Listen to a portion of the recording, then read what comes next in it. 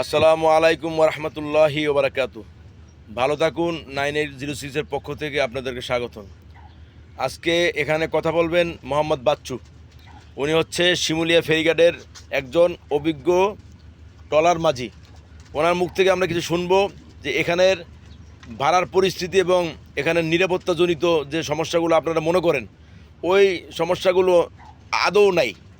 কিন্তু আমরা জানি যে মাওয়া ফেরিঘাট এলাকা আসলে অনেক হয়রানির শিকার হওয়া লাগে, কিন্তু আসলে এটা সম্পূর্ণ ভুয়া কথা।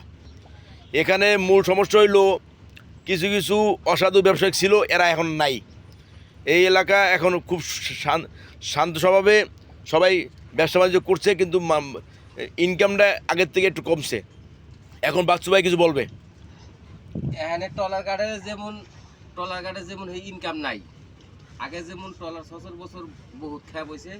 এখানে সেতু চালু হয়েছে প্রায় 2 বছর হয়েছে না, 2 বছর ধরে, 2 বছর 2.5 বছর। এর মধ্যে কোনো খ্যাপ খুব অনেকই কম। এই শুক্রবার শনিবার একটু হয়, ভালোই, খারাপ না। আর এরপর টিভি নেই। এবার নিরাপত্তার কি অবস্থা এখানে? নিরাপত্তা এখানে আমাদের নৌ পুলিশ আছে, তারপরে এই টুরিস্ট পুলিশ আছে, টুরিস্ট পুলিশ আছে, কোস্টগার্ড আছে। আমাদের নিরাপত্তার খুব সুন্দর জায়গা, নিরাপত্তা আছে। আর এখানে যদি কোনো অ্যাক্সিডেন্ট হয় মানে ট্রলারে, তো এখান থেকে অন্য অন্য ট্রলারগুলো তাদেরকে উদ্ধার করার একটা ব্যবস্থা আছে।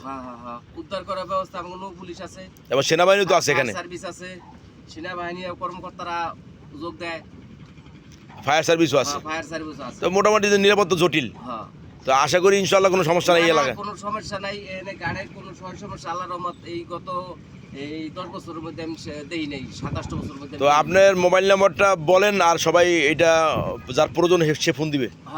017 এরপর 9597 310।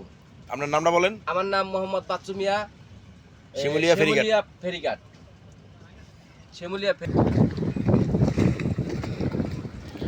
এই হচ্ছে অনেক সুন্দর একটা নৌকা, আরও নৌকা আছে, অনেক নৌকা আছে।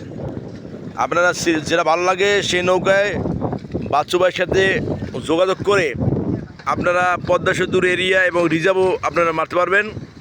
সিরিয়াল মেনটেন করে তারা যাবে, আশা করি কোনো সমস্যা নাই ইনশাআল্লাহ।